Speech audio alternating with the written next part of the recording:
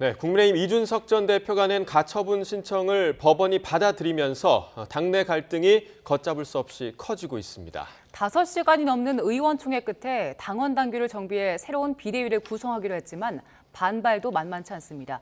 오늘 관련해서 두 분과 이야기 나눠보겠습니다. 최창렬 용인대 특임교수, 장성호 건국대 국가정보학과 교수와 함께하겠습니다. 어서 오세요. 네, 안녕하세요. 자, 국민의힘이 긴급 의원총회를 어제 열어서 4가지 결의문을 내놨는데요. 먼저 듣고 두 분과 이야기 나눠보겠습니다. 첫째, 국민의힘은 법원의 비대위원장 직무정지 가처분 인용 결정에 따른 조치는 취하되 이의 신청 및 항고 등 이의 절차를 밟아 나갈 것입니다. 둘째, 당헌 당규를 정비한 후 새로운 비상대책위원회 구성을 결의했습니다. 셋째, 이준석 전 당대표의 개고기, 양두구역, 신군부 발언 등 당원들에게 모멸감을 주는 언행에 대해 강력히 규탄, 경고하며 추가 징계에 대한 윤리위원회의 조속한 처리를 촉구합니다. 넷째, 원내대표에 거치는 이번 사태를 수습한 후 의원총회의 판단에 따르기로 했음. 자, 4가지를 듣고 오셨습니다. 자, 하나씩 좀 쪼개서 보겠습니다. 먼저 법원의 비대위원장 직무정지 결정 받아들이지만 이의 신청 또 항소하겠다. 그러니까 한마디로 법원의 판단을 인정할 수 없다는 거잖아요. 최 교수님, 어떤 점을 좀 문제 삼는 거죠? 사법부가 정당 내부의 분쟁에 대해서 간섭하는 것은 사법시사의 한계를 넘는 것이다라는 입장을 가지고 있다고 봅니다. 지금. 그렇기 때문에 일단 뭐 받아들이지 않을 수는 없고 주호영 비대위원장의 이제 직무가 정지됐으니까 그걸 안 받아들일 도리가 없는 거죠. 네. 그건 받아들이되 상임정국 최고위원회, 상임정국위원회, 전국이 이 절차는 법원이 인정을 했거든요. 그런 절차가 문제가 있는 게 아니다. 그 절차가 문제가 있는 건 아닌데 실체적 하자가 있다라고 법원이 얘기했단 말이에요. 그런 상황에서 지금 비대위 자체를 인정할 수 없다는 건 받을 수 없다는 거예요. 그러니까 비대위는 인정한다는 거죠. 국민의힘 내부에서.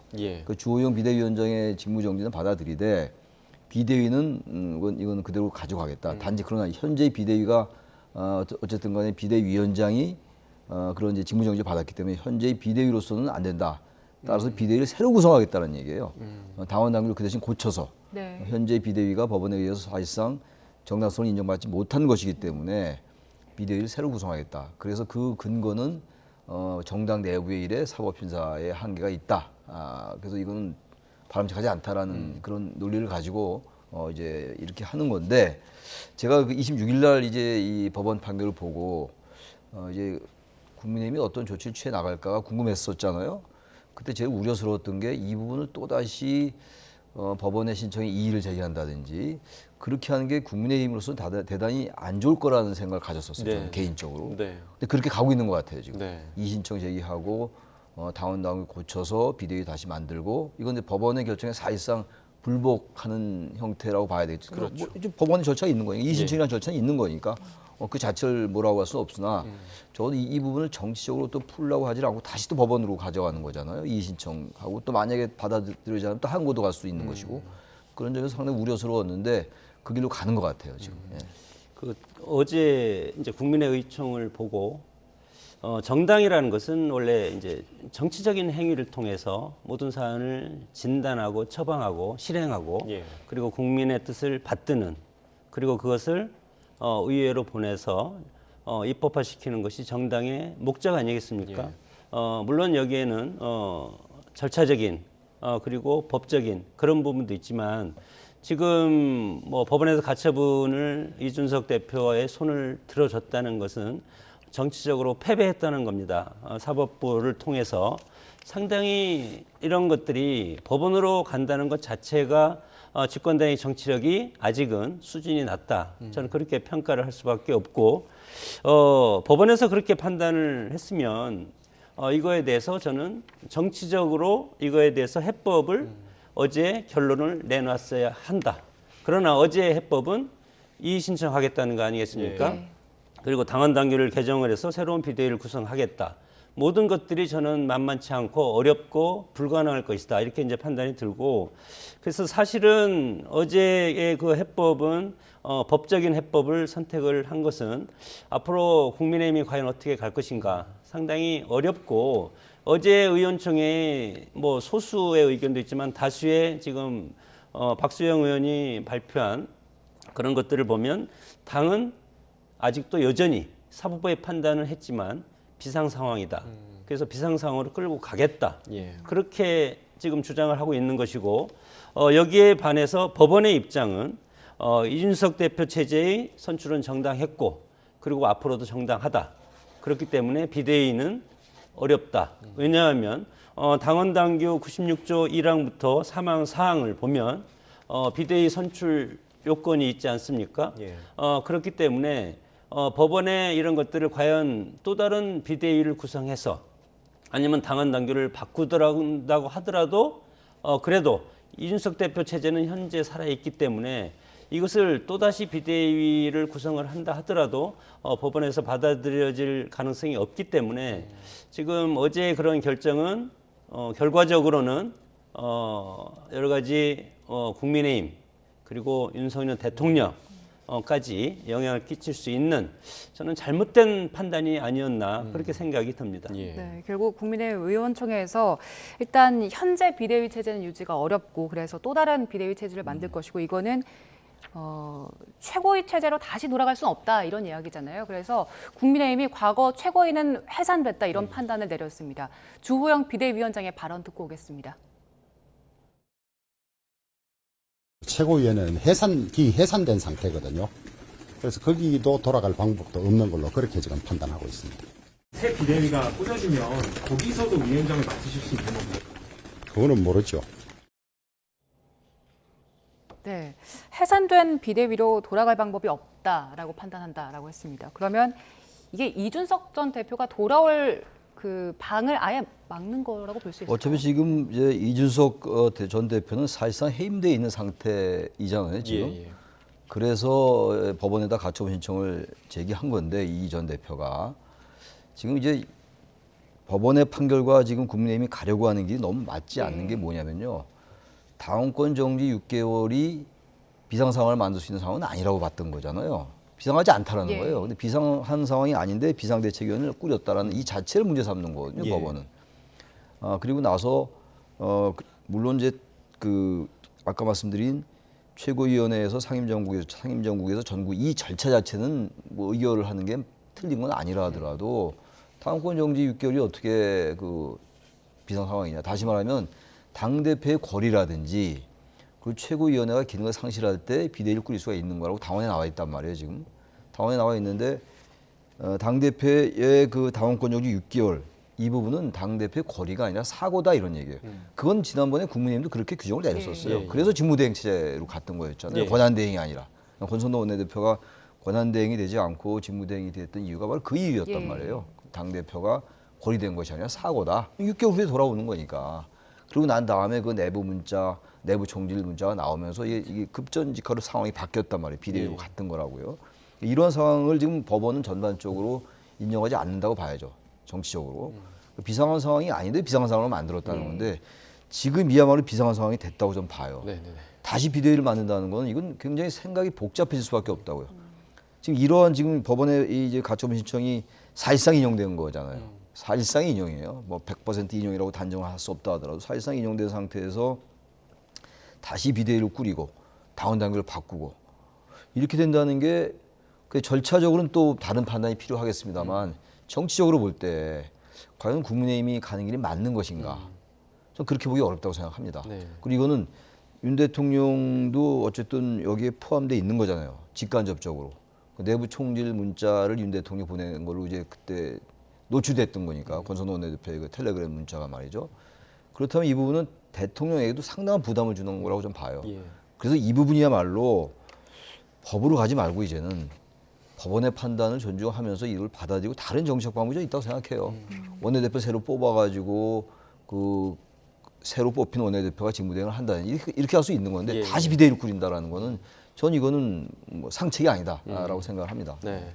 그러니까 두 분 다 정치적 해법을 찾았어야 했다라는 의견을 갖고 계신데 이번 그 법원의 결과에 대해서 주호영 비대위원장도 그렇고 재판장 성향을 문제 삼았습니다. 물론 법원은 그게 아니다라고 이야기를 했는데 이런 부분에 대해서 좀 어떻게 보세요, 장 교수님? 네. 뭐 우리가 비판하는 것들이 있지 않습니까? 그 정치의 사법화. 특히 이제 주호영 전 비대위원장께서는 이제 뭐 판사 출신이기 때문에 판사 출신임에도 불구하고 이런 말씀을 했다는 것은 저는 상당히 의외로 이렇게 들리고 당이 지금 상당히 어렵고 지금 조호영 전 비대위원장도 마찬가지로 비대위원장을 수락하면서 상당히 자신감 있게 언론에 인터뷰를 하지 않았습니까? 우리는 자신 있다. 이것은 가처분은 이미 기각이나 각하될 것이다. 그래서 우리가 승리할 것이다. 그럼에도 불구하고 법원의 판결은 상당히 냉정하고 국민의힘이 집권 여당이지만 그래서 어떻게 보면은 우리가 삼권 분립의 체제에서 법원이 아직은 살아있다. 뭐 법원은 법으로서 얘기하는 것 아니겠습니까? 그래서 법원에서도 마찬가지로 정당법과 당헌 당규에 대해서 명확하게 이것에 대해서 해석을 했고 그냥 임시적으로 판단하는 것이 아니지 않습니까? 정당 민주주의 그리고 민주적 내부 질서를 해하는 경우까지 정당의 자율성을 허용할 수 없다. 명확하게 했기 때문에 비상상황이 아니면 모든 것이 할 수 없다는 겁니다. 그럼에도 불구하고 집권 여당이라든가 종종 정치인들이 보면은 내가 원하는 판결 결과가 나오면 사법부가 살아있다. 아니면 내가 원하는 결과가 나오지 않으면 사법부가 죽었다. 특히 이제 뭐 과거의 민주당도 그렇고 국민의힘도 그렇고 이 판결에 따라서 그 다르면 이 뭐 예를 들어서 판사의 성향을 얘기하고 그러면 그건 민주주의가 아니지 않습니까? 국회의원의 최대 목적이 뭡니까? 민주주의를 수호하는 것 아니겠습니까? 정치의 본령이 그건데 그럼에도 불구하고 이런 말씀을 하셨다는 것은 상당히 아쉽고 특히 지금 뭐 이 재판장이 전남 순천 출신이라고 제가 알고 있는데 뭐 그런 것까지 이제 곁들이지는 않았지만 재판관의 성향을 통해서 이 판결이 잘못 나왔다 하는 것은 더 들어가 보면은 여러 가지 사법부 자체가 지금 정치권에서 휘둘리고 있는 것이 아닌가 이런 의심도 국민들이 갖는다면 사법 정의는 어디 가서 찾아야 되겠습니까? 그렇기 때문에 상당히 저는 부적절한 그런 논평이었다고 생각이 듭니다. 네. 지금 이제 정치적인 판단이나 해석은 차치하더라도 국민의힘이 당원 당규 고쳐서 새로운 비대위를 만들겠다는 게 절차상 문제는 없습니까? 당원 당규를 고쳐서 그 고친 당원 당규에 의해서 비대위를 만든다면은 절차적 하자는 없을 수가 있어요.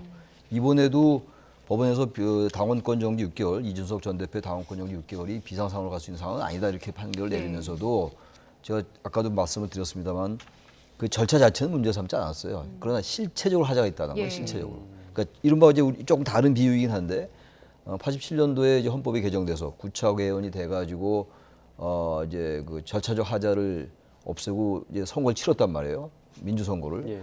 이른바 절차적 민주주의가 이제 어느 정도 확립이 됐으나 그 이후에 실질적 민주주의가 안 됐다라고 늘 얘기한단 말이에요. 여러 가지 사회적 불평등이라든지 양극화라든지 이런 게 해소가 되지 않고 여전히 노동 문제라든지 이런 여러 가지 이슈가 잘 해결되지 않는 상황에서 민주주의가 절차적 차원에서 머물고 있다. 최소 정의적 접근이 민주주의 접근이다라는 얘기를 많이 한다고요. 근데 그 비유가 맞을지 모르겠습니다만 당원당규 고쳐서 비대위를 만들면 그 자체의 하자는 없겠죠. 절차 자체는. 그러나 중요한 건 그 지금 비상 상황이 아니라는데 지금 그래서 비대위원장이 직무를 정지시켰는데 또다시 그렇다면 그 현재 비대위원장의 직무가 정지되고 비대위원회가 비상대책위원회가 비대위가 정당성을 인정받지 못하는 것과 마찬가지이기 때문에 비대위를 새로 만든다. 이 논리가 어떻게 연결되는지 잘 모르겠어요. 저는. 그렇지 않겠어요? 비대위가 문제가 있다고 인정하면서 또 비대위를 만든다는 거예요. 그러나 그 비대위는 법원의 판단에 의해서 사실상 정당성을 못 받은 것이기 때문에 당원당규를 고쳐서 만들겠다. 이건 논리의 악순환도 아니고 과연 이걸 정치를 하는 그 하나의 집단인지 전 이해가 가지 않아요. 이렇게 푸는 건 전 국민의힘에게도 그렇고 집권당에게 안 좋은 건 물론이고 여권의 전반적인 집권 연합에도 저는 상당히 부담이 된다고 생각해요. 왜 일을 이렇게 처리하는지 모르겠어요. 저는 개인적으로. 법원의 이제 핵심적인 건 그거 아닙니까? 이준석 대표 체제는 전당대회를 통해서 몇만 명의 전당대회를 통해서 선출된 대표고 그것이 정당법에 맞고 그러면 당헌 당규를 고친다 하더라도 정당법에 저촉이 되면 이것도 법원에서 받아들일 수 없지 않습니까?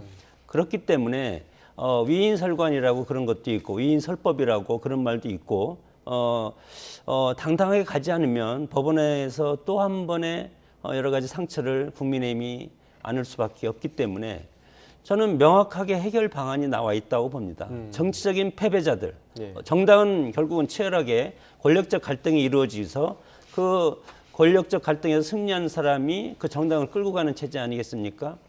이번 사안도 마찬가지로 이번 사안이 오게 된 비상상을 만들고 연출한 그런 분들이 정치적인 책임을 지고 그래야만이 여러 가지 당내 민주주의라든가 그리고 정당이라든가 그리고 2년 뒤에 있을 총선이라든가 그리고 제일 중요한 것은 여기에 윤석열 대통령이 지금 인볼브되어 있지 않습니까? 네. 그래서 대통령을 구해야 되지 않겠습니까?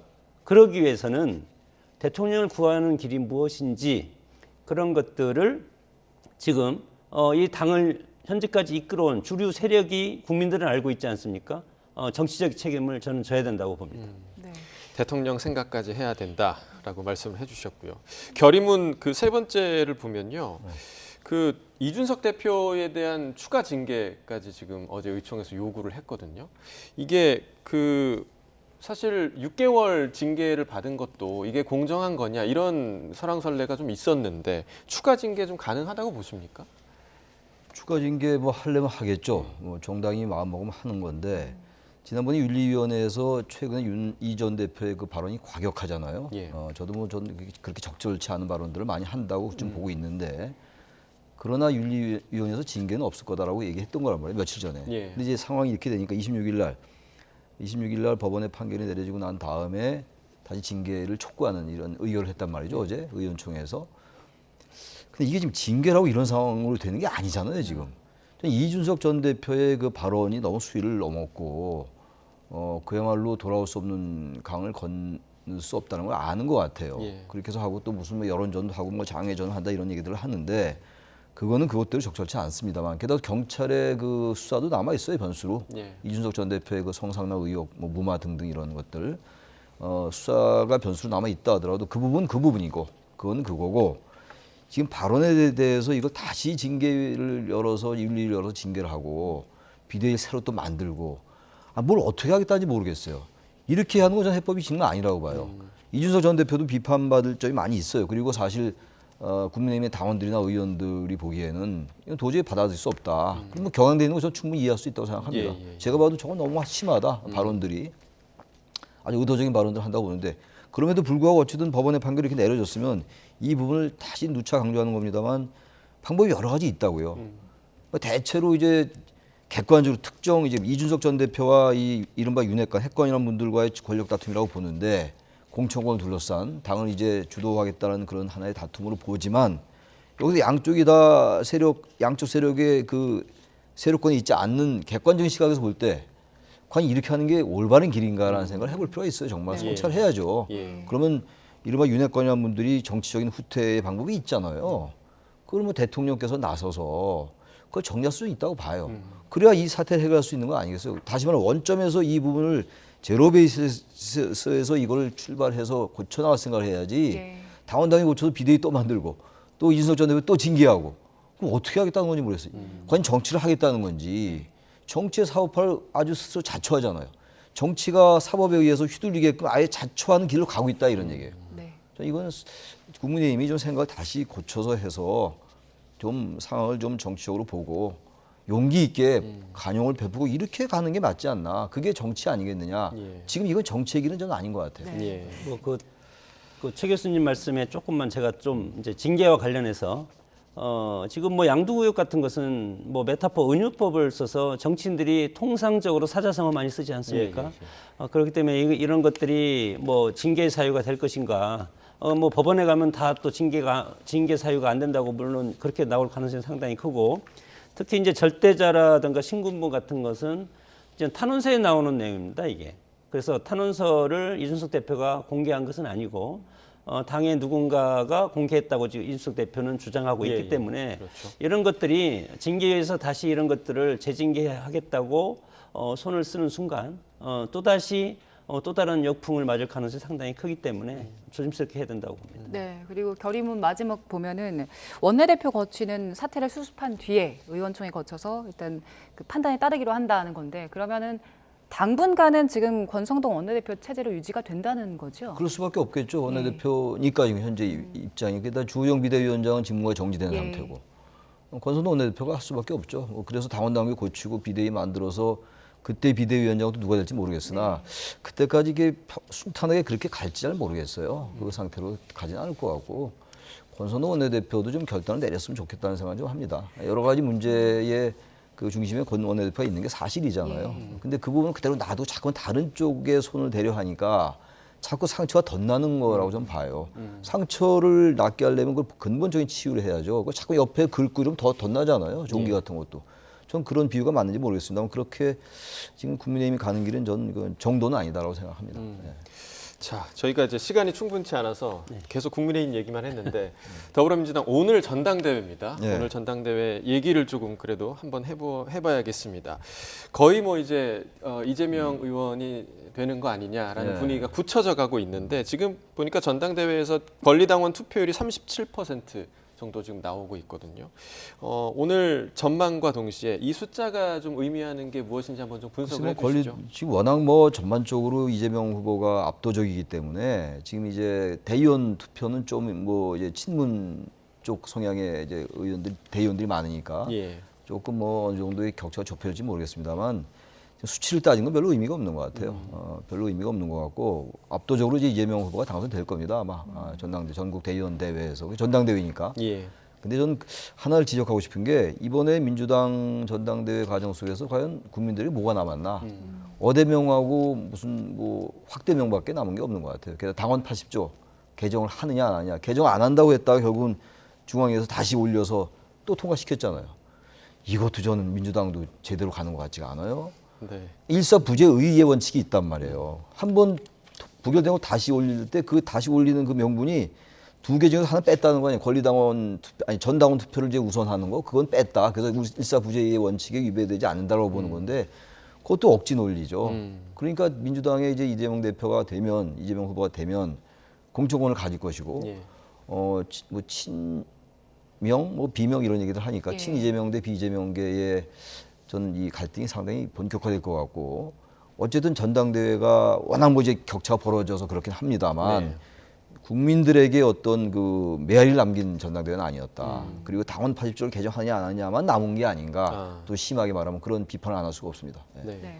장 교수님 어떻게 평가하십니까? 뭐 우리 모두가 느끼듯이 정치권이 너무 혼란스럽지 않습니까? 대선 끝나고 집권 여당인 국민의힘도 상당히 권력적인 갈등으로 내용을 겪고 있고 그리고 민주당도 마찬가지로 여러 가지 갈등 속에서 전당대회를 치르고 있고 그렇기 때문에 정당 본연의 그런 기능을 하기가 상당히 어려운 상황이고 그리고 선거가 바로 있었으면 그래도 정신 차리고 입법화라든가 국민을 위한 정치 서비스를 할 텐데 이분들이 직업 의식을 잃어버리고 여러 가지 당내 어떤 권력 갈등에만 매몰하기 때문에 이런 결과가 나오고 물론 뭐 우리 정치가 통상 그렇게 왔지만 새로운 정치 신인들을 발굴하는 데 실패하고 있다. 기득권을 유지하기 위한 권력적인 갈등에만 매몰하고 있기 때문에 이런 결과가 왔다고 생각이 들고 민주당도 마찬가지입니다. 지금 이제 새로운 뭐 이재명 대표, 어대명, 확대명 해서 끝나고 물론 뭐 권리당원 이제 뭐 대의원 한 명의 투표가 권리당원 70명 정도의 그런 몫을 이제 하는 그런 구도인데 그래서 대의원 투표에서 과연 얼마만큼 그 박용진 후보한테 표가 가냐 그거에 따라 다르지만 뭐 통상 지금 비판하는 것이 있지 않습니까? 투표가 너무 낮다, 투표율이 너무 낮다. 그래서 소수의 과다 대표 이런 것들을 많이 비판하는데. 그 이낙연 대표 2020년 전대에서도 권리당원 투표율이 41% 그리고 그 전에 송영길 대표 때도 42%입니다. 그래서 이번에는 36, 7% 정도 4% 차이인데 통상적으로 권리당원 투표는 상당히 많이 하지 않는 그런 추세고 그리고 지금은 집권 초반이기 때문에 윤석열 대통령한테 관심이 많이 가 있지 민주당한테 야당한테는 아직 시선을 갈 그럴 상황은 아니지 않습니까? 그럼에도 불구하고 민주당 이런 전당대회는 최소한의 그런 어떤 모습은 보여줬다. 그래서 전당대회 끝나고 본격적으로 야당의 선명성, 그 다음에 윤석열 대통령을 비롯한 국민의힘이 어떤 정책적인 아젠다로 미래의 방향으로 끌고 가는데 이런 어떤 격돌이 또다시 시작되기 때문에 당내 권력 갈등 그리고 여야 갈등 해서 우리 국민들은 한층 더 피곤한 네. 그런 시간이 되지 않을까 걱정이 됩니다. 네. 내홍에 덫에 빠져 있는 여당과 또 전당대회 이후의 야당을 계속해서 좀 지켜봐야겠습니다. 오늘 최창렬 용인대 특임교수 또 장성호 건국대 교수와 전국 상황 함께 이야기 나눠봤습니다. 고맙습니다. 네, 감사합니다.